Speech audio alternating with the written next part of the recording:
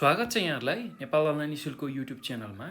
कक्षा 11 को सामाजिक अध्ययन तथा जीवनोपयोगी शिक्षा भन्ने विषय अन्तर्गत रहेको 21/7 मा पर्ने सामाजिक पहिचान, विविधता र वर्ग विभाजन भित्र रहेको पाठ 1 मा पर्ने नेपालमा जाति प्रथाको बारेमा आज हामीले यो भिडियोमा चर्चा गर्दैछौँ।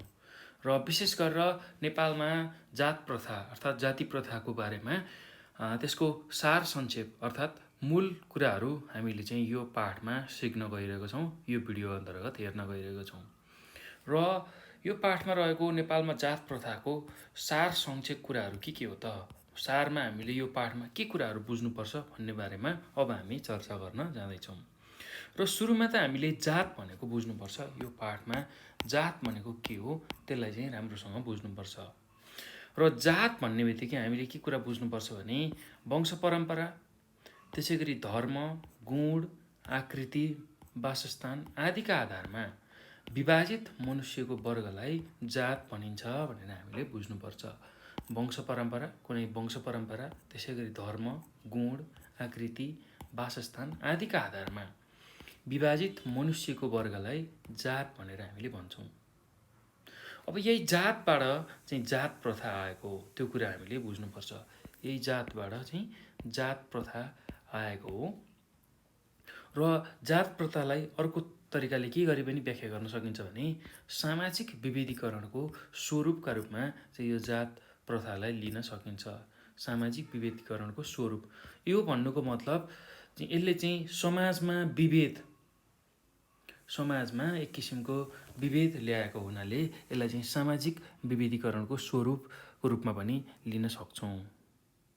अब यो जुन जात प्रथा छ त्यो चाहिँ एउटा सामाजिक प्रथा हो। सामाजिक प्रथा हो, समाजमा रहेको प्रथा हो। कस्तो खालको प्रथा भन्दाखेरि मानिस आफैले सामाजिक बनाएको व्यवस्था अथवा त्यस्तो खालको प्रथा। मान्छे आफैले चाहिँ जातको सृजना गरेको, ईश्वरले जातको सृजना गरेका होइनन् र मान्छे आफैले समाजमा बस्दाखेरि बनाएको एउटा व्यवस्था हो अथवा सामाजिक संरचना पनि भनेर भन्न सक्छौँ हामी।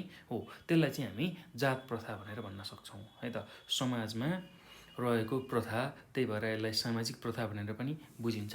र यो चाहिँ मान्छे आफैले समाजमा बनाएको व्यवस्था हो। र यही जात प्रथा जुन छ त्यो चाहिँ विभिन्न समूहमा विभाजित रहेको छ। विभिन्न जात जाति विभिन्न समूहमा चाहिँ यो विभाजित भएको छ, त्यो कुरा पनि हामीले बुझ्नुपर्छ। र यो सामाजिक समूह जुन अथवा सामाजिक प्रथा छ, हो, यो सामाजिक प्रथामा चाहिँ के हुन्छ भन्दाखेरि एउटा समूहले अर्को समूहलाई चाहिँ आफूभन्दा उच्च र निम्न ठान्दछ र त्यही अनुरूपको व्यवहारहरू गर्दछ। मान्छेहरूको समूह हुन्छ सामाजिक प्रथा भनेर हामीले बुझिरहँदाखेरि, किनभने त्यहाँ चाहिँ समाजमा बस्ने मान्छेहरूमा पनि समूह हुन्छ। त्यसमा कस्ता खालको समूह हुन्छ मान्छेको भन्दा एउटा चाहिँ आफूलाई उच्च ठान्ने खालको मान्छेहरूको समूह हुन्छ भने अर्को चाहिँ आफूलाई निम्न वर्गको निम्न ठान्ने त्यस्तो खालको समूह हुन्छ। हो, त्यहाँनिर चाहिँ के हुन्छ भन्दाखेरि उच्च र निच्च अथवा निम्न ठान्ने जुन व्यक्तिहरू छ त्यो समूह अनुसार चाहिँ त्यहाँ चाहिँ यो जातलाई लिएर चाहिँ व्यवहारहरू हुने गर्छ। यो ठुलो जाति, यो सानो जाति, त्यही अनुसारको सोच, त्यही अनुसारको चाहिँ व्यवहारहरू हुने गर्छ भनेर हामीले बुझ्नुपर्ने हुन्छ। अब यो जात प्रथाको उदय कहिले भएको पाइन्छ भन्दाखेरि यो जात प्रथाको चाहिँ उदय भनेको ईसापूर्व 1500 तिर भएको पाइन्छ। ईसापूर्व 1500 तिर भएको पाइन्छ। र विशेष गरेर यो उदय कहाँ भएको थियो भन्दाखेरि चाहिँ इन्डो आर्यन संस्कृतिको उत्पत्तिदेखि जात प्रथा चाहिँ समाजमा रहेको थियो। जात प्रथा उदय चाहिँ ईसापूर्व 1500 मा भएको थियो। र कसरी भयो अथवा कहाँ भयो भन्दाखेरि इन्डो आर्यन संस्कृतिको जुन उत्पत्ति छ त्योदेखि जात प्रथा चाहिँ समाजमा देखिएको भनेर हामीले बुझ्नुपर्छ। त्यस्तै अब नेपालमा पनि धेरै अगाडिदेखि यो जात प्रथा चाहिँ रहेको थियो र नेपालमा विशेष गरेर लामो समयसम्म यसले जरा गाडेर बसेको छ र अहिले पनि यो कायमै देखिन्छ नेपालमा। यसका लागि विभिन्न पहलहरू प्रयासहरू भइरहेका छन् त्यो हुँदाहुँदै पनि तैपनि नेपालमा चाहिँ यो अझै चाहिँ जरा गाडेरै बसेको छ। यो भने यसरी निर्मूल हुन सकेको छैन। त्यस्तै अर्को कुरा नेपालकै सन्दर्भमा कुरा गर्दाखेरि विक्रम सम्वत 2007 सालमा प्रजातन्त्र प्राप्त भएदेखि जात प्रथा र छुवाछुतका लागि चाहिँ विभिन्न प्रयासहरू भएको छ। त्यसै गरी विक्रम सम्वत 2020 सालमा मुलुकी ऐनले जातीय भेदभावलाई चाहिँ बन्देज नै लगाएको छ। जातीय भेदभावलाई बन्देज नै लगाएको छ। यो जातीय प्रथा अन्त्य गर्नको लागि 2007 सालमा प्रजातन्त्र प्राप्त भएदेखि नै यसको लागि प्रयास भइरहेको छ। र यो जात प्रथा मात्रै होइन, छुवाछुत, यही जातकै आधारमा छुवाछुत पनि मान्छेले विकास गरेको भएको हुनाले यो दुइटैको निर्मूलीकरणको लागि चाहिँ प्रयासहरू भइरहेको छ। त्यस्तै त्यही प्रयासलाई चाहिँ आत्मसात गर्दाखेरि 2020 सालमा मुलुकी ऐन जारी भयो, जहाँ चाहिँ जातीय विभेदलाई बन्देज नै लगाइएको थियो। त्यसपछि बनेका कानुनहरूले पनि यसलाई चाहिँ निरुत्साहित गर्न खोजिरहेको छन्, निरुत्साहित गर्नको लागि प्रयासहरू गरिरहेका छन्, तर पनि सम्भव भइरहेको छैन, सकिरहेको छन् हो। अब यही प्रयासहरू हुँदाहुँदै पनि जातका आधारमा जुन छुवाछुत र भेदभाव छ त्यो अन्त्य हुन सकेको छैन भनेर हामीले बुझ्न सक्छौँ नेपालको सन्दर्भमा कुरा गर्दाखेरि।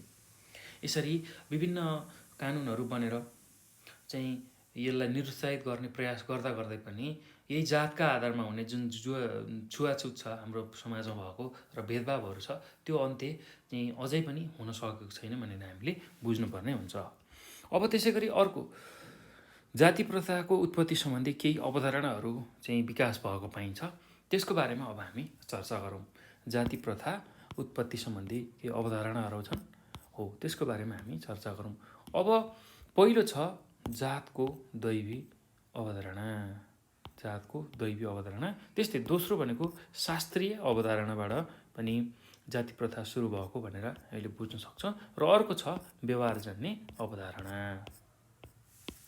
र अब पहिलोको कुरा गरौँ, जातको दैवी अवधारणाको बारेमा सुरुमा चर्चा गरौँ। जातको दैवी अवधारणाको बारेमा हामी चर्चा गरौँ। र यसमा चाहिँ के हामीले बुझ्नुपर्छ भन्दाखेरि यो चाहिँ करिब झन्डै 3000 वर्ष पहिलेदेखि चाहिँ विकास भएको भनेर हामीले बुझ्नुपर्ने हुन्छ। जातको दैविक अवधारणा कहिले विकास भएको थियो भन्दाखेरि झन्डै 3000 वर्ष पहिलेदेखि नै यो विकास भएको चाहिँ हामीले बुझ्नुपर्ने हुन्छ। अब पहिला चाहिँ के थियो भन्दाखेरि पौराणिक कालमा अर्थात् पुराणहरूको समयमा, पुराणको कालमा, पौराणिक कालमा हिन्दू परम्परामा चाहिँ के मानिन्थ्यो, के चाहिँ विश्वास गरिन्थ्यो भन्दाखेरि चाहिँ समाजलाई व्यवस्थित गर्न वर्ण व्यवस्थाको अनुसरण गरिएको थियो। समाजलाई राम्रो बनाउनको लागि विभिन्न वर्ण व्यवस्थाको चाहिँ व्यवस्था गरिएको थियो, त्यो अनुसरणहरू गरिएको थियो, वर्णको अनुसरण गरिएको थियो, जसमा चाहिँ के राखिएको थियो भन्दाखेरि 4वटा पदहरूको सिर्जना गरिएको थियो। 4वटा पदहरूको अथवा वर्णहरूको चाहिँ सिर्जना गरिएको थियो। ब्राह्मण, क्षेत्री, वैश्य र शूद्र हो। यसरी चाहिँ 4वटा वर्णमा चाहिँ समाजलाई व्यवस्थित गर्ने काम पौराणिक कालदेखि नै भएको थियो भनेर हामीले बुझ्नुपर्ने हुन्छ। अब सुरुमा छ ब्राह्मण। 4वटा चाहिँ पदहरूको सिर्जना गर्दा अथवा 4वटा वर्णहरूको सिर्जना गर्दा सुरुमा छ ब्राह्मण। अब ब्राह्मण र चाहिँ कसलाई भनिन्थ्यो त्यति बेला भन्दाखेरि जसले चाहिँ बौद्धिक काम गर्छ, अर्थात् बुद्धि विवेकको काम गर्छ, ज्ञान, शिक्षा, सल्लाह र परामर्श दिने काम गर्छ हो, त्यस्तो खालको चाहिँ काम गर्ने व्यक्तिलाई चाहिँ के भनिन्थ्यो भन्दा ब्राह्मण भनेर भनिन्थ्यो है त। त्यस्तै अब क्षेत्री चाहिँ कसलाई भनिन्थ्यो, कसरी क्षेत्रीको पहिचान हुन्थ्यो त्यति बेला भन्दाखेरि जसले चाहिँ सुरक्षा सेवा र शासन गर्ने गर्थ्यो। राजाहरू जसले चाहिँ शासन गर्थे र साथसाथै जसले सुरक्षा दिन्थे, युद्धहरू लड्ने, राज्यहरू जित्ने, सुरक्षा दिने, राज्यको सुरक्षा दिने हो, यस्ता खालका चाहिँ व्यक्तिहरू चाहिँ क्षेत्रीय अन्तर्गत पर्न आउँथे। त्यसै गरी वैश्य भन्ने बित्तिकै चाहिँ जसले चाहिँ उत्पादनमूलक कृषि काम गर्छ, उत्पादनमूलक कृषि व्यापारमा जो रुचि राख्थ्यो त्यति बेला त्यसलाई चाहिँ वैश्य भनेर चाहिँ चिनिन्थ्यो। अर्थात् त्यस्तो खालको चाहिँ एक किसिमको वर्ण चाहिँ व्यवस्था भएको थियो। त्यसै गरी अर्को छ शूद्र। अब त्यति बेला शूद्र चाहिँ कसलाई भनिन्थ्यो भन्दाखेरि श्रम र सिपमा आधारित जुन काम गर्ने व्यक्ति छ त्यसलाई चाहिँ शूद्र भनेर भनिन्थ्यो। श्रम र सिपमा आधारित काम गर्ने व्यक्ति, जस्तै कि अब कुनै एउटा सिप, लुगा सिलाउने सिप हुनसक्छ, त्यसै गरी जुत्ता सिलाउने सिप हुनसक्छ, त्यसै गरी अन्य यस्तै खालका विविध सिपहरू छन्। हो, त्यो सिपहरू काम गर्ने व्यक्तिलाई शूद्रको रूपमा लिइन्थ्यो है त। यसरी चाहिँ हाम्रो जातको दैवीय अवधारणामा चाहिँ जातलाई यसरी विभाजन गरिएको थियो भनेर हामीले बुझ्नुपर्ने हुन्छ। अब त्यस्तै अर्को छ शास्त्रीय अवधारणा। जातलाई चाहिँ शास्त्रीय अवधारणा अनुसार पनि व्याख्या गरेको पाउँछौँ। र सुरुमा के थियो भन्दाखेरि आदिम समाजमा जात कुल सबै खालको चाहिँ चिज समान थियो। त्यहाँ जात पनि थिएन, कुल पनि थिएन, सबै मान्छे समान थिए। किनभने त्यो समय कस्तो थियो भन्दाखेरि जहाँ चाहिँ मान्छेहरू चाहिँ समाजमा बसेका थिएनन्, अर्थात् आदिम समाजमा मान्छे समाजको रूपमा बसेको थिएन र सबै मान्छेहरू बीच चाहिँ असमानता, भेदभाव यस्तो खालको केही पनि कुरा थिएन। हो, त्यो भएर पछि जब समाजको निर्माण भयो, समाजको निर्माण भइसकेपछि अब एउटा सामाजिक व्यवस्था मान्छेले सुरु गर्यो। हो, त्यही सामाजिक व्यवस्था अन्तर्गत यो जात प्रथालाई पनि उनीहरूले चाहिँ बिस्तारै चाहिँ विस्तार गर्दै लगे भनेर हामीले बुझ्नुपर्ने हुन्छ। अब त्यति बेला चाहिँ शास्त्रीय अवधारणालाई बुझ्दाखेरि ईसापूर्व 300 देखि 200 सम्म चाहिँ मनुस्मृति काल थियो। हो, त्यही मनुस्मृति कालमा चाहिँ के भएको थियो भन्दाखेरि यो वर्तमान समयसम्म जरा गाडेर रहेको जुन छुवाछुत र जातीय विभेद छ, हो त्यो जड चाहिँ यही समयमा सुरु भएको थियो भनेर हामीले बुझ्नुपर्ने हुन्छ। वर्तमानमा जरा गाडेर बसेको जुन छुवाछुत र जातीय भेदभाव छ त्यो चाहिँ त्यही समय मनुस्मृति कालमै रहेको थियो भनेर हामीले बुझ्नुपर्ने हुन्छ है त। ल, यति कुरा तपाईँहरूले यसमा याद गर्नु पर्यो। अब त्यसपछि अर्को कुरा भनेको यही शास्त्रीय अवधारणा अन्तर्गत हामीले के कुरा बुझ्नुपर्ने छ भन्दाखेरि त्यसै गरी त्यही समयमा के थियो भन्दाखेरि सिधा सादा शूद्रहरू चाहिँ काममा व्यस्त हुन्थे। जुन एक किसिमको वर्णको विभाजन भएको थियो, ब्राह्मण, क्षेत्री, वैश्य, शूद्र। हो, त्यो मध्येमा शूद्रहरू जो चाहिँ काममा व्यस्त रहन्थे, अर्थात् कर्मयोगी थिए, कामहरू गर्थे। हो, तिनीहरूको फाइदा चाहिँ समाजका टाठापाठाहरू, जसलाई चाहिँ माथिल्लो जात भनेर भनिन्थ्यो, हो तिनीहरूले चाहिँ त्यो फाइदा उठाए टाठापाठाबाट, उनीहरूको श्रम शोषण गरे त्यो समयमा है त। यसै गरी अब यो टाठापाठाले गर्दाखेरि नै जातिगत चाहिँ समूह निर्माण गरे। यो टाठापाठा, समाजमा रहेका टाठापाठा व्यक्तिहरूले चाहिँ श्रम शोषण गर्नको लागि चाहिँ जातिगत समूह निर्माण गरे, जसले चाहिँ छुवाछुतलाई धार्मिक कानुनका रूपमा चाहिँ समावेश गरेको थियो। त्यो कुरा हामीले बुझ्नु पर्यो। र यस्तै हो, अब संसारभरि नै बलियोले निर्दोलाई, धनीले गरिबलाई, बाठोले सिधासादालाई हेप्ने र थिचोमिचो गर्ने प्रवृत्ति छ। संसारभरिकै रीत हो यो। संसारमा बलियो मान्छेले निर्दोलाई, कमजोरलाई, त्यसै गरी धनीले गरिबलाई, बाठोले सिधासादालाई हेप्ने र थिचोमिचो गर्ने, अन्याय गर्ने प्रवृत्ति छ। त्यही प्रवृत्ति अनुसार त्यो समयमा पनि समाजका टाठापाठाहरूले चाहिँ के गरे भन्दाखेरि जो चाहिँ काम गर्थे, आफ्नो मजदुरी गरेर खान्थे, आफ्नो मिहिनेत गरेर खान्थे, त्यस्ता खालका शूद्र वर्णका व्यक्तिहरूलाई चाहिँ श्रम शोषण गरे र जातिगत समूह निर्माण पनि गरे उनीहरूले। र जसले गर्दाखेरि चाहिँ छुवाछुतलाई धार्मिक कानुनको रूपमा पनि समावेश गरियो। अब त्यसको साथसाथै अर्को के कुरा भयो भन्दाखेरि जातीय विभेदका आधारमा कानुन निर्माण पनि भयो। जातीय विभेद छ जुन छ त्यही अनुसार चाहिँ कानुनहरू निर्माण भयो र त्यही आधारमा चाहिँ समाज विभाजन भयो। यही जातीय आधारमा जुन जातको विभाजन भयो, जातको आधारमा चाहिँ कानुनको निर्माण हुने बित्तिकै यही जातको आधारमा चाहिँ समाजको विभाजन हुन पुग्यो। र जो चाहिँ अलिकति पीडित व्यक्ति छ, जसलाई चाहिँ समाजले हेपेको छ, त्यस्ता सबै वर्गलाई चाहिँ शूद्रमा चाहिँ गनिन थाल्यो। जो चाहिँ अलिकता गरिब छ, चाहिँ निमुखा छ, हो यी सबै चाहिँ यिनीहरूलाई चाहिँ शूद्रमाथि राख्ने गरियो। र जातका आधारमा समाज विभाजन भइसकेपछि अन्य विभिन्न कारणले हेपाइमा परेका जुन जाति छ, वर्ग छ, हो तिनीहरूलाई पनि शूद्रको रूपमा चाहिँ हेर्न थालियो। हो यही शूद्रहरूलाई चाहिँ अमानवीय व्यवहार गरियो, यिनीहरूमाथि दमनहरू गरियो त्यो समयमा है त। समाजका टाठाबाठाहरूले चाहिँ यसरी थिचोमिचो गरे। त्यसै गरी अब समाज कुनै व्यक्ति समाजबाट बहिष्कृत गर्यो भने, समाजबाट चाहिँ उसले नराम्रो काम गरेर समाजबाट बहिष्कृत भयो भने उसलाई चाहिँ केमा राखिन्थ्यो भन्दाखेरि त्यही शूद्रको वर्गमा राखिन्थ्यो। हो यस्तो खालको काम पनि त्यति बेला भएको थियो भनेर चाहिँ हामीले बुझ्न सक्छौँ। अब यसरी शूद्रहरू चाहिँ यसरी थिचोमिचोमा पर्दाखेरि उनीहरू एक भई प्रतिरोध गर्नुको सट्टा शूद्रहरू बिचमा पनि छुवाछुतको चाहिँ एक किसिमको भाव सिर्जना हुँदाखेरि थप समस्यामा चाहिँ परेको देखिन्छ र जातीय प्रथा झन् चाहिँ विकृत रूपमा पुगेको देखिन्छ र सबै व्यक्तिले चाहिँ एक किसिमको जो चाहिँ शूद्र वर्णमा राखिएका थिए उनीहरूले चाहिँ विरोध गर्नुको सट्टा उनीहरू एक आपसमै चाहिँ छुवाछुतको भावना ल्याए। त्यसले गर्दाखेरि चाहिँ उनीहरूले चाहिँ एक किसिमको आफ्नो न्यायको लागि आवाज उठाउनु पर्ने हो, त्यो गर्न सकेनन् र सधैँ उनीहरू दमनमै परिरहे। यसरी जातीय विभेदलाई चाहिँ धर्म र संस्कृतिसँग जोडेर व्यवहार गर्न थालिएको कारण आजको दिनसम्म पनि यो हिन्दू समाजबाट पूर्णतः रूपमा यो छुवाछुत हट्न नसकेको हो भनेर हामीले बुझ्नुपर्ने हुन्छ है त।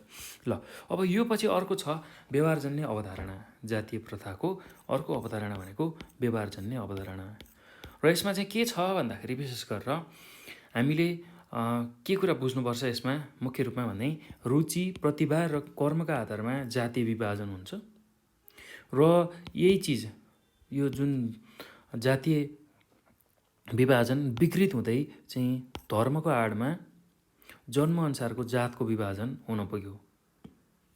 जुन मान्छेको एउटा रुचि, प्रतिभा, कर्मको आधारमा एउटा जातीय विभाजन गरिएको थियो त्यो चाहिँ विकृत बनाइयो। त्यसलाई विकृत बनाएर चाहिँ धर्मको आडमा चाहिँ अब जातको विभाजन हुन थाल्यो अथवा त्यसै गरी जन्मको आधारमा जातको विभाजन हुन थाल्यो र जसले गर्दाखेरि के भयो भन्दाखेरि जुन सिपगत वर्गीकरण गरी पुर्ख्यौली र पुस्तौनी पेसा बन्न पुगेको अवस्था सिर्जना भयो र जो व्यक्ति चाहिँ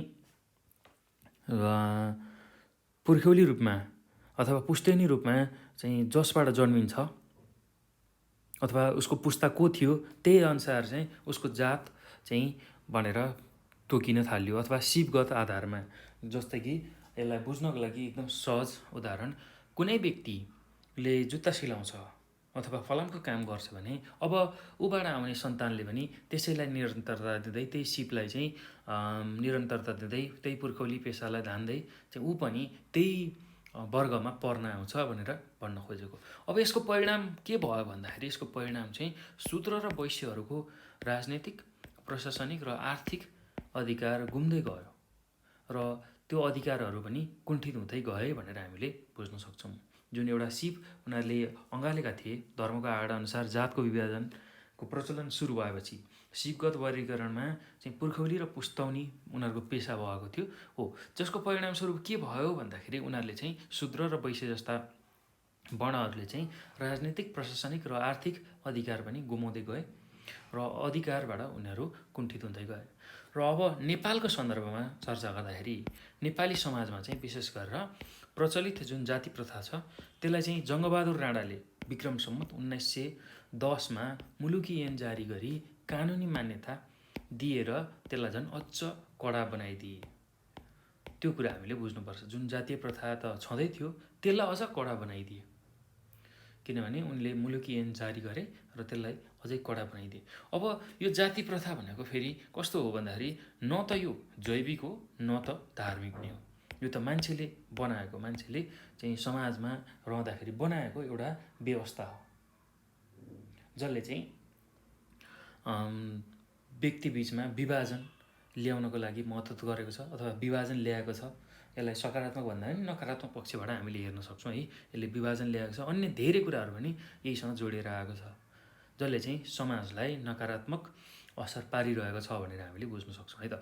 अब यही चिज चाहिँ हाम्रो समाजमा आज पनि ज्वरो गाडेर चाहिँ बसेको छ र यसको उन्मूलनको प्रयास पनि आजसम्म पनि जारी नै छ भनेर हामीले यो पाठमा बुझ्नुपर्ने हुन्छ है त। यति कुरा चाहिँ हामीले यो पाठमा याद गर्नु पऱ्यो। जात चाहिँ भनेको के हो सुरुमा, त्यसपछि जातको विभिन्न अवधारणा छ, जातको दैविक अवधारणा छ, त्यसै गरी शास्त्रअनुसार चाहिँ शास्त्रीय अवधारणा छ र व्यवहारजन्य अवधारणा छ। हो, यही कुराहरू चाहिँ हामीले यो पाठमा मूल भावको रूपमा, सारको रूपमा बुझ्नु पऱ्यो है त। अब यो पछि चाहिँ हामी यो पाठमा सोध्न सक्ने खालको सम्भावित प्रश्नहरूको बारेमा चर्चा गर्नेछौँ। यो पाठमा कस्तो खालको प्रश्नहरू तपाईँलाई परीक्षामा आउन सक्छ त्यसको बारेमा हामीले यो अब भिडियोमा चाहिँ चर्चा गर्दैछौँ है त। ल, अब पहिलो प्रश्न तपाईँहरूलाई के सोध्न सक्छ यो पाठबाट भन्दाखेरि, नेपालमा जाति व्यवस्थाको पृष्ठभूमि उल्लेख गर्दै यसले समाजमा पारेका प्रभावहरूको सूची तयार गर्नुहोस् भनेर यस्तो खालको प्रश्न तपाईँहरूलाई सोध्न सक्छ। अब यसको उत्तरमा हामीले के कुराहरू लेख्न सक्छौँ भन्दाखेरि, जात प्रथा अथवा जाति प्रथा सामाजिक विभेदीकरणको स्वरूप हो। वंश परम्परा, धर्म, गुण, आकृति, वासस्थान आदिका आधारमा विभाजित मनुष्यको वर्गलाई जात भनेर भनिन्छ। जात सम्बद्ध जात प्रथा हो। नेपालमा लामो समयदेखि जात प्रथाले जरा गाडेर बसेको छ। विक्रम सम्वत 2007 सालको प्रजातान्त्रिक आन्दोलन र त्यसपछि स्थापना भएको प्रजातन्त्रले छुवाछुत र जातीय प्रथा अन्त्यको लागि विभिन्न प्रयासहरू गर्यो। त्यसका साथसाथै विक्रम सम्वत 2020 सालमा बनेको मुलुकी ऐनले जातीय विभेदलाई पूर्ण रूपमा चाहिँ बन्देज गरेको थियो, विभेद गरेको थियो है त। त्यो कुरा हामीले बुझ्नुपर्छ। यसलाई चाहिँ विक्रम सम्वत 2020 सालमा चाहिँ जुन मुलुकी ऐन बनेको थियो त्यसले चाहिँ यसलाई बन्देज गराएको थियो। त्यसपछि बनेका अन्य जुन कानुनहरू छ त्यसले भने विभेदकारी यो जुन जाति प्रथा छ त्यसलाई चाहिँ निर्देशन गर्नको लागि प्रयास गरिरहेको छ। त्यो कुरा हामीले बुझ्नु पऱ्यो।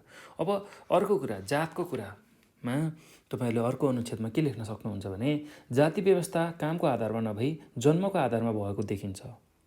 ब्राह्मणको छोरा ब्राह्मण नै, नेवारको छोरा नेवार नै तथा अन्य गुरुङ, दुरा, राई, लिम्बू सबैका सन्तति सोही जातिका हुने भएको चाहिँ छ। सुरुमा यसलाई चाहिँ जाति व्यवस्था कामको आधारमा बनाइएको थियो भने अहिले चाहिँ जन्मका आधारमा जाति भनेर तोकिएको छ। त्यसै गरी यो प्रथा चाहिँ नेपालमा लिच्छवीकाल, मध्यकाल को समयमा मल्लकाल हुँदै आधुनिक कालसम्म चाहिँ यो जारी छ। पहिले अन्तर्जातीय विवाह जुन हुन्थ्यो त्यसलाई चाहिँ कानुनी रूपमा बन्देज गरिएको थियो भने अन्तर्जातीय विवाहबाट जन्मेका सन्तानलाई वर्णशङ्कर भनी हेप्ने पनि गरिन्थ्यो। सानो जातले ठुलो जातको थिचोमिचो सहनु पर्थ्यो। सानो जातले ठुलो जातको थिचोमिचो पहिला सहनु पर्थ्यो। गाउँघरमा अझै पनि सानो जातका लागि छुट्टै टोलको व्यवस्था छ। यो उहिलेदेखिको रीति हो। राणाकालमा पनि जात अनुसारको सजाय हुन्थ्यो। ठुलै कसुर गरे पनि ब्राह्मणलाई फाँसी सजाय दिएको थिएन। साना जातलाई गोठालो, खेतालो, हली राख्ने, त्यसै गरी कमारा कमारी राख्ने यस्तो खालको प्रचलन थियो। अझै पनि जाति प्रथाले समाजमा ठुलो प्रभाव पारेको देखिन्छ अथवा छ भनेर हामीले भन्न सक्छौँ। अब यसमा हामीले अर्को कुरा के लेख्न सक्छौँ भन्दाखेरि कसरी प्रभाव पारेको छ त्यो कुराहरू चाहिँ बुँदागत रूपमा लेख्न सक्छौँ। कसरी चाहिँ जाति प्रथाले हाम्रो समाजमा प्रभाव पारेको छ भन्दाखेरि पहिलो बुँदामा तपाईँहरूले के लेख्न सक्नुहुन्छ भन्दाखेरि यो जाति प्रथाले समाजमा सानो र ठुलो जात भनी चाहिँ स्तरीकरण गरिदिएको छ अथवा गरेको छ। त्यस्तै दोस्रो बुँदामा समाजमा सानो जात भनी नामाकरण गरी अछुत भनी हेला गर्ने परिपाटीले छुवाछुत प्रथा कायम रहेको छ अथवा रहन्छ भनेर लेख्न सक्नुहुन्छ। त्यसै गरी अर्को बुँदामा अन्तर्जातीय विवाहलाई चाहिँ हेलाको दृष्टिले हेरिन्छ। त्यसै गरी अर्को बुँदामा यो एक बन्द व्यवस्था हो।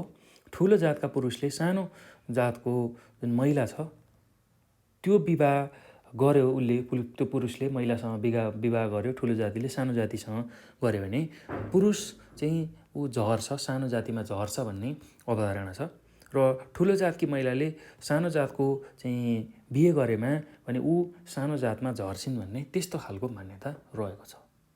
त्यसै गरी अर्को बुँदामा के लेख्न सक्नुहुन्छ भने बाहुन ठुलो जात भएकाले राज्य व्यवस्थामा को लागि उसले काम पाउने। त्यसै गरी वैश्यलाई चाहिँ शासन व्यवस्थामा कुनै ठाउँ थिएन। वैश्य र शूद्रलाई चाहिँ कुनै ठाउँ नै थिएन शासन व्यवस्थामा अथवा राज्य व्यवस्थामा। त्यो पनि चाहिँ यो जातीय प्रभाव जुन व्यवस्था छ त्यसले हाम्रो समाजमा पारेको प्रभाव हो। त्यसै गरी अर्को भनेको बाहुनले हलो जोत्नै नहुने, वैश्य शूद्र र अछुतले चाहिँ वेदपाठ गर्नै नहुने, यस्तो खालको कुरामा बन्देज थियो। त्यसै गरी अर्को कुरा भनेको अर्को बुँदामा के लेख्न सक्नुहुन्छ भने जात चाहिँ कसरी हुन्थ्यो भन्दाखेरि जन्मिने बित्तिकै त्यो जातीय सदस्यता प्राप्त हुन्थ्यो। बाहुन जन्मिने बित्तिकै बाजे, छेत्री जन्मिने बित्तिकै काजी र अन्य जात जन्मियो अथवा शूद्रको घरमा जन्मियो भने चाहिँ मतुवाली, यस्तो खालको जन्मजात सदस्यता दिइन्थ्यो। त्यसै गरी अर्को भनेको साना जातका मानिसहरू पढ्न लेख्नबाट वञ्चित भएकाले पुर्ख्यौली पेसामा लाग्नुपर्ने चाहिँ त्यस्तो खालको बाध्यता थियो।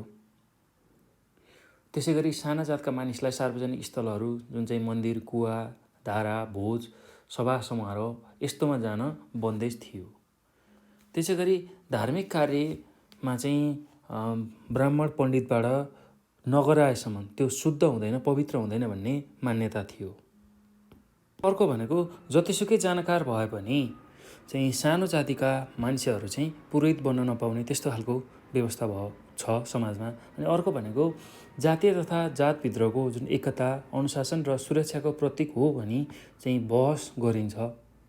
त्यस्तै अर्को भनेको पेशागत जुन अवधारणा, सहयोगको भावना, जातीय सुरक्षा, नस्लगत सुरक्षा अथवा शुद्धता र सामाजिक एकता भने जातीयका फाइदाहरू हुन् भनेर हामीले बुझ्नुपर्छ। पेशागत अवधारणा जुन एउटा पेसामा उनीहरू चाहिँ अगाडि बढ्छन्, यो मेरो चाहिँ मैले गर्नुपर्ने पेसा हो भनेर। त्यस्तै अर्को भनेको सहयोगको भावना हुनु। त्यसै गरी अर्को भनेको जातीय सुरक्षा। त्यसै गरी नस्लगत चाहिँ शुद्धता र सामाजिक एकता चाहिँ विशेष गरेर यो जाति प्रथाको फाइदा अन्तर्गत पर्न आउँछ हो। यति कुरा चाहिँ तपाईँले यसमा लेख्न सक्नुहुन्छ है त।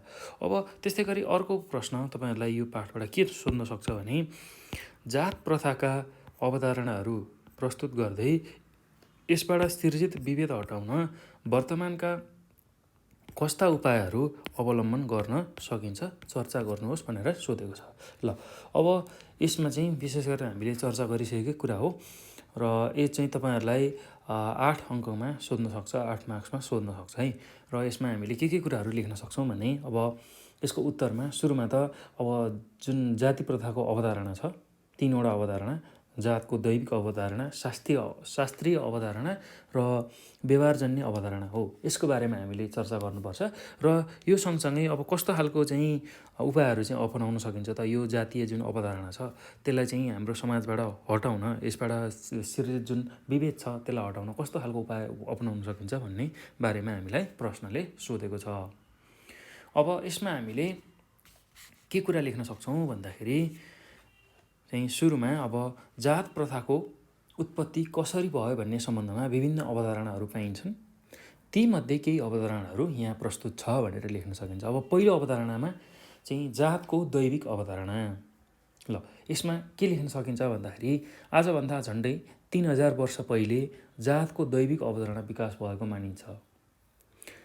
जातीयताको चाहिँ दैविक मान्यता भनेको धर्मसँग मात्र जोडेर पूर्ण जातीय परिभाषा हुन सक्दैन। यो प्रथा चाहिँ पद सोपानमा आधारित छ।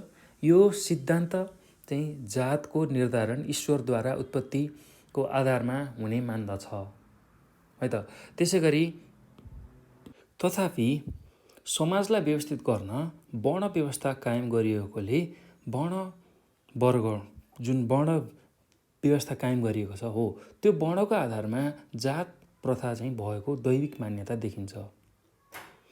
विशेष गरेर चाहिँ कस्तो खालको सिद्धान्त बनेको थियो भन्दाखेरि ईश्वरद्वारा चाहिँ यो जातको निर्धारण भएको मानिएको थियो, तर समाजलाई व्यवस्थित गर्न वर्ण व्यवस्था कायम गरिएको, जस अन्तर्गत चाहिँ जसले जस्तो काम गर्छ त्यही अनुसार चाहिँ जातको निर्धारण भएको मानिन्छ। तर वास्तवमा भन्दाखेरि ईश्वरबाट कुनै यस्तो चाहिँ कुराहरू आएको छैन।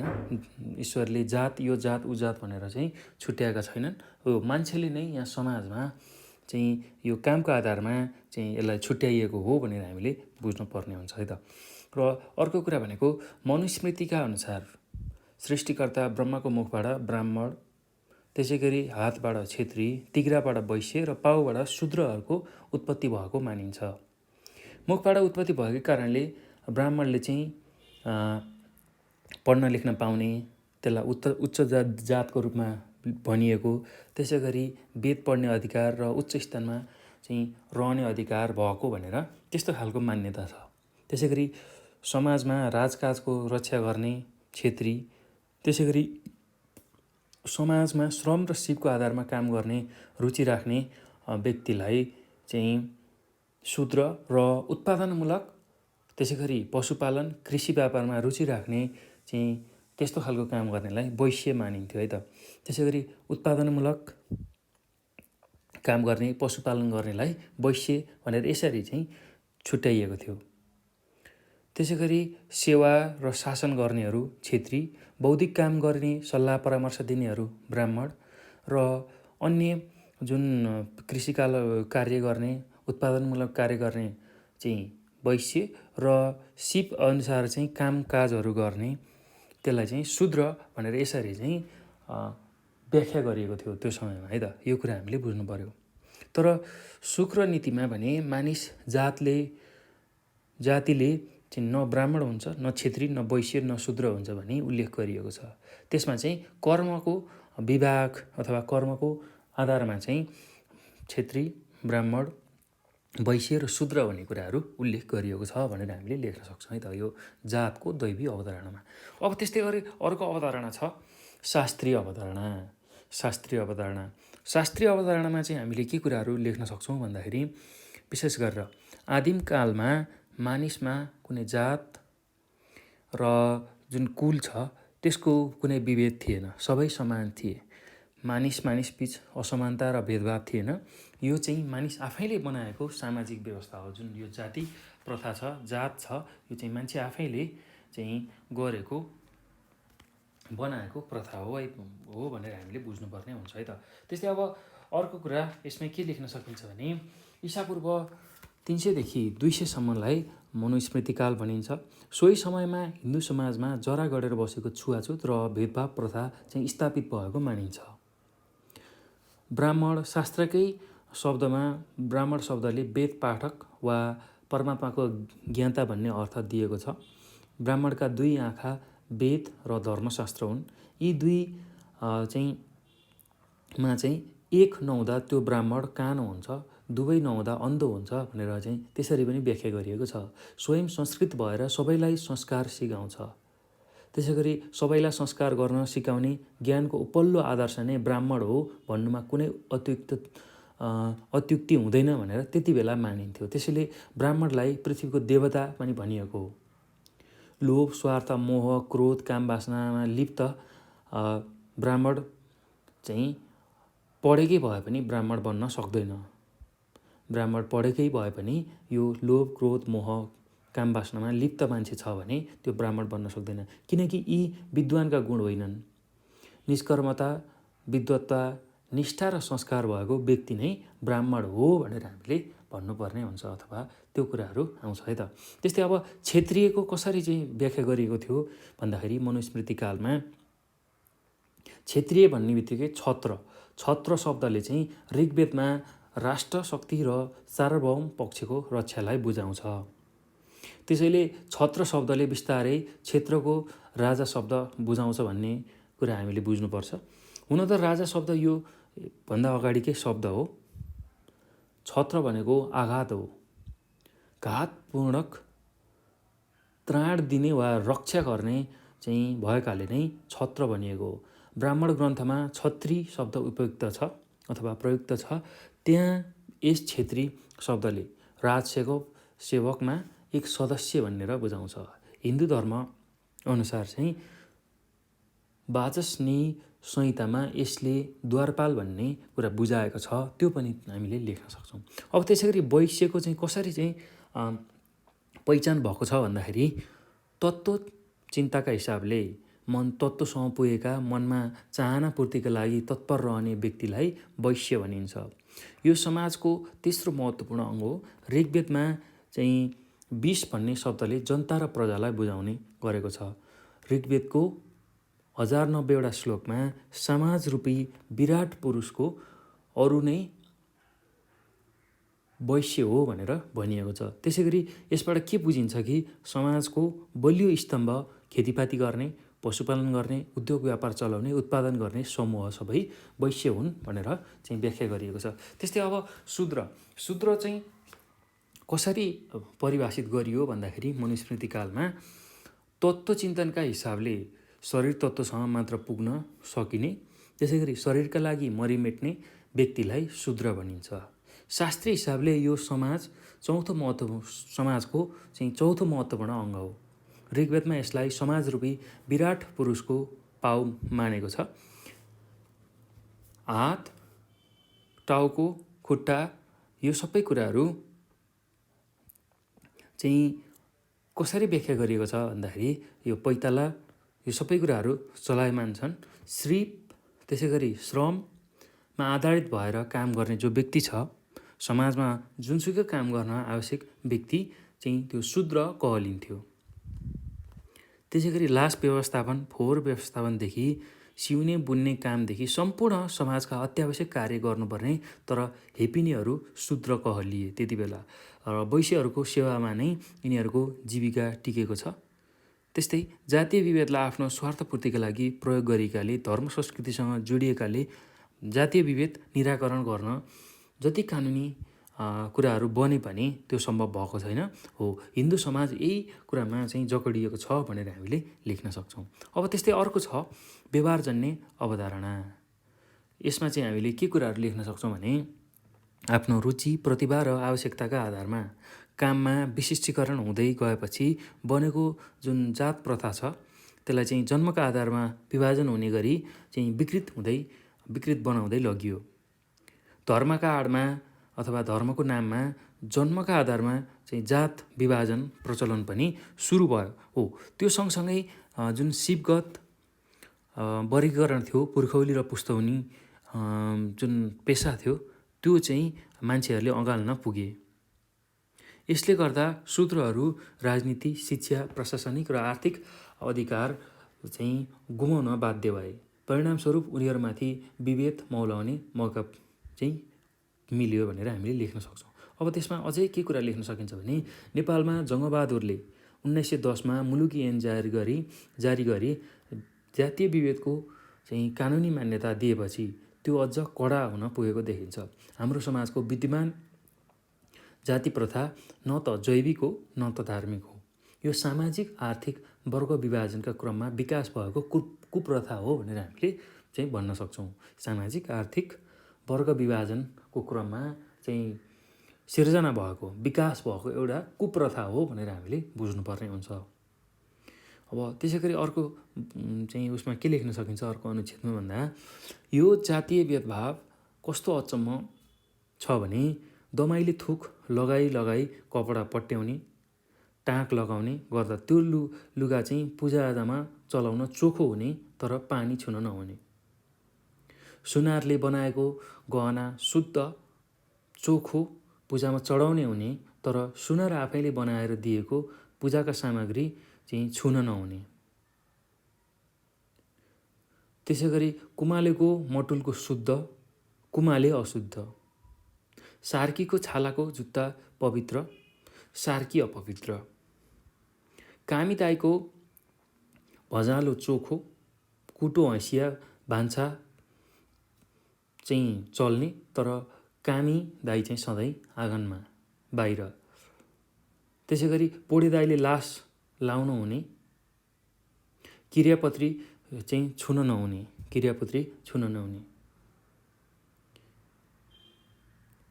यो के हो, कस्तो खालको चाहिँ सामाजिक चाहिँ प्रथा हो भनेर चाहिँ हामीले प्रश्न उठाउन सक्छौँ। यो कुरा पनि हामीले यहाँ चाहिँ लेख्न सक्छौँ यसै गरी है त। र समाज चलाउन कार्य विभाजन गरेपछि छोइछिटो उचनिच बनाउने यस्तो खालको जुन यो कुप्रथा छ यसलाई चाहिँ हामीले अन्त्य गर्नुपर्छ। र यसको कार्यान्वयन गर्नको लागि चाहिँ हामी तत्पर रूपमा लाग्नुपर्छ।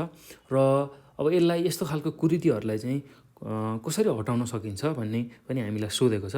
वर्तमान समयमा हाम्रो समाजमा भएको यी कुराहरूलाई चाहिँ कसरी हटाउन सकिन्छ त्यो पनि हामीलाई प्रश्नले सोधेको छ।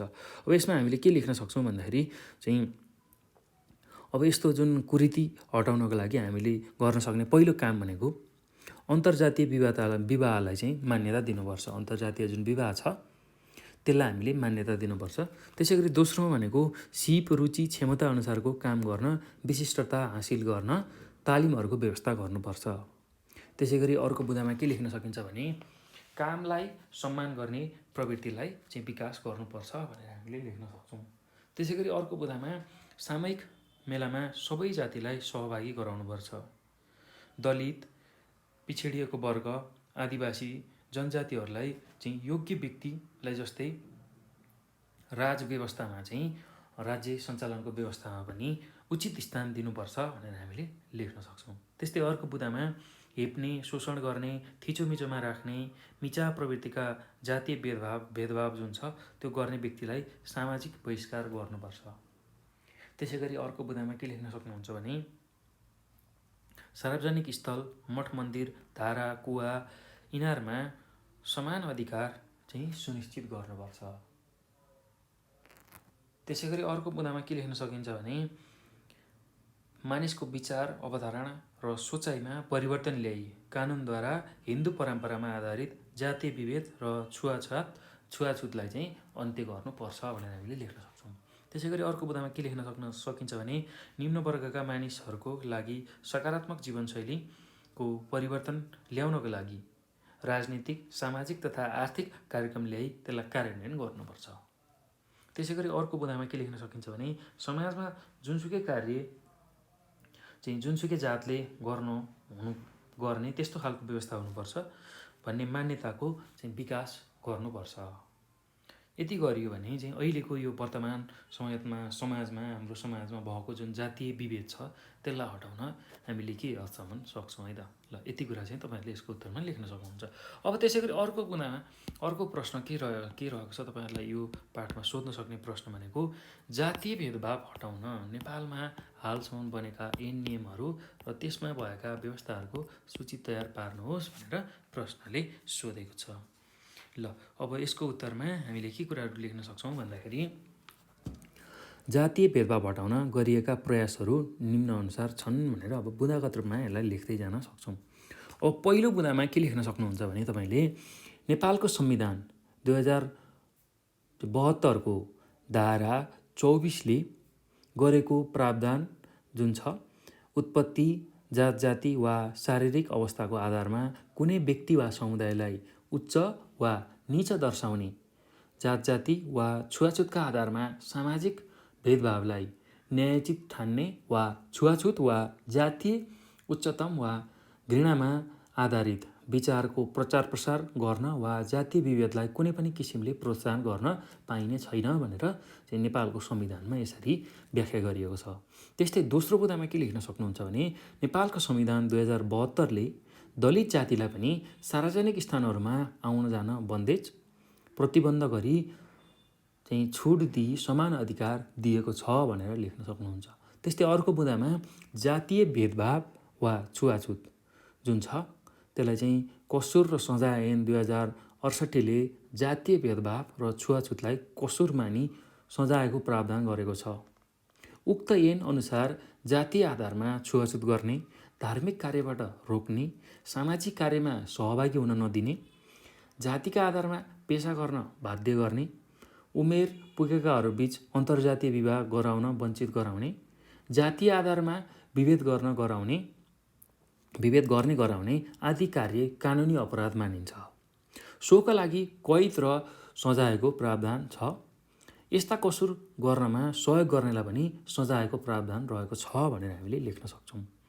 त्यस्तै अब अर्को बुँदामा के लेख्न सक्नुहुन्छ भने नेपालको संविधान 2072 को धारा 24 अनुसार कुनै वस्तु, सेवा वा सुविधा उत्पादन वा वितरण गर्दा वस्तु, सेवा वा सुविधा कुनै खास जात वा जातिको व्यक्तिलाई खरिद वा प्राप्त गर्नबाट रोक लगाइने वा त्यस्तो वस्तु वा सेवा सुविधा कुनै जात वा जातिको व्यक्तिलाई मात्र वितरण वा प्रदान गरिने छैन भनेर चाहिँ व्याख्या गरिएको छ।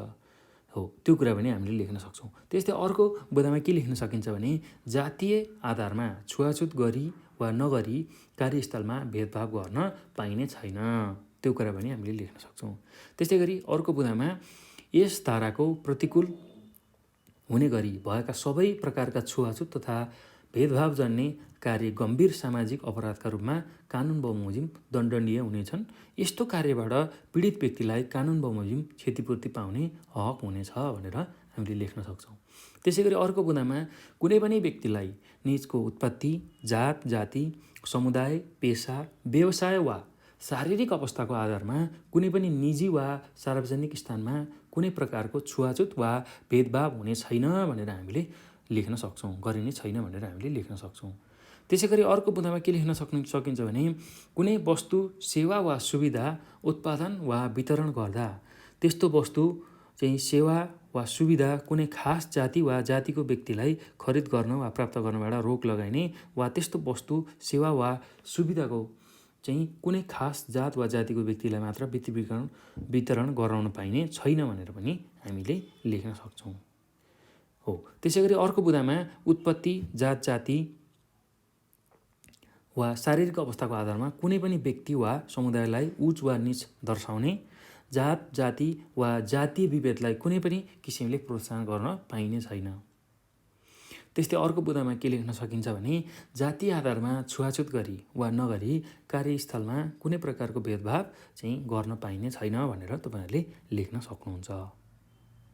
त्यसै गरी अर्को बुँदामा के लेख्न सकिन्छ भने यस धाराको चाहिँ प्रतिकूल हुने गरी सबै प्रकारका जुन छुवाछुत तथा भेदभाव जन्ने कार्यहरू छ त्यो गरेमा चाहिँ त्यसलाई गम्भीर रूपको अपराध मानेर त्यही अनुसार दण्ड सजाय हुने व्यवस्था पनि छ भनेर हामीले लेख्न सक्छौँ।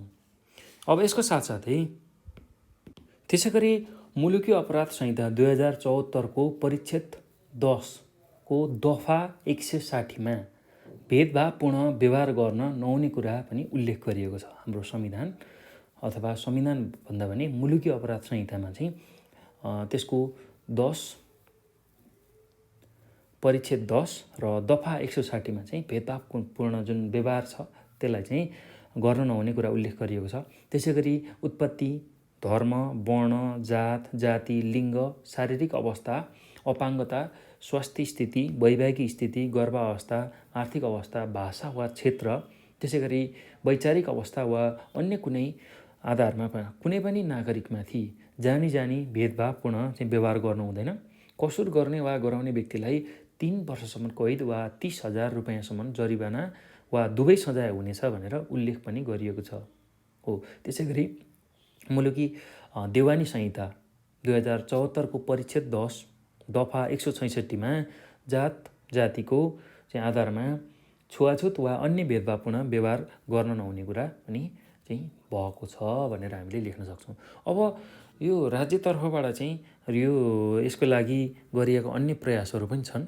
त्यसमा के पर्छ भन्दाखेरि पहिलो बुँदामा के लेख्न सक्नुहुन्छ भन्दाखेरि दलित जातसँग वैवाहिक सम्बन्ध कायम राख्दा रु 1 लाखसम्मको प्रोत्साहन भत्ताको पनि व्यवस्था गरिएको छ। त्यस्तै दोस्रो बुँदामा के लेख्न सक्नुहुन्छ भने भूमिहीन दलितलाई एक पटकका लागि जग्गाको व्यवस्था पनि गरिएको छ भनेर चाहिँ हामीले लेख्न सक्छौँ है त।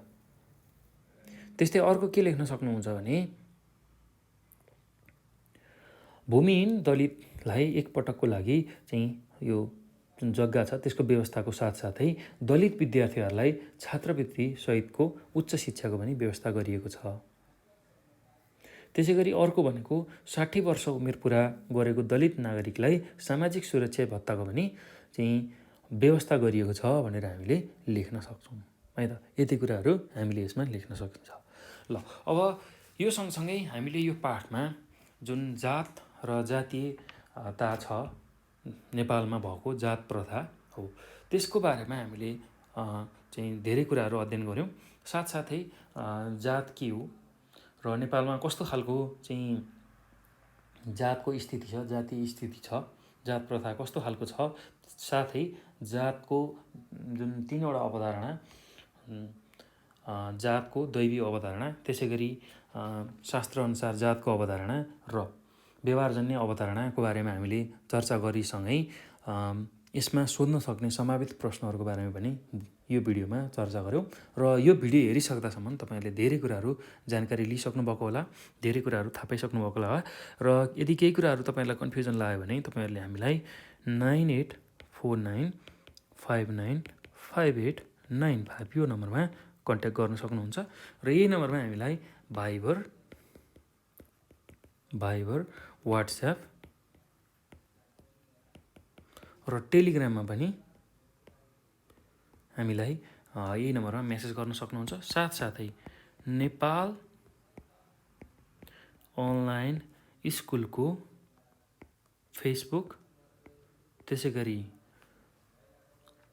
टिकटक र इन्स्टाग्राममा पनि हामीलाई फलो गर्न सक्नुहुन्छ। र आफूलाई लागेका समस्याहरू, जिज्ञासाहरू चाहिँ तपाईँहरूले सोध्न सक्नुहुन्छ। यो विषय मात्र नभई अन्य विषयका चाहिँ प्रब्लमहरू पनि हामीलाई तपाईँहरूले सोध्न सक्नुहुन्छ र हामी त्यसको सोल्युसन तपाईँहरूमा लिएर आउनेछौँ है त।